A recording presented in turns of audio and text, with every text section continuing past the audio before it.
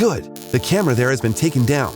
So the Germinal organization considers me to be useless and will stop keeping an eye on me. The organization is very disappointed in you.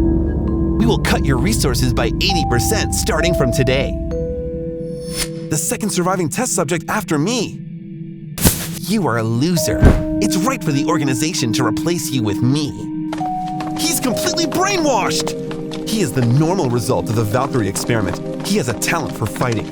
Move! Tut tut, poor creatures. I'd rather die than live that way. Shush! What does it matter? They've been brainwashed anyway. Bye, failed subject. For the Germinal organization, test subjects are nothing but tools. I'm starting to be curious about the look on their faces when they are wiped out by a so-called pawn. Web novel comics, never so easy.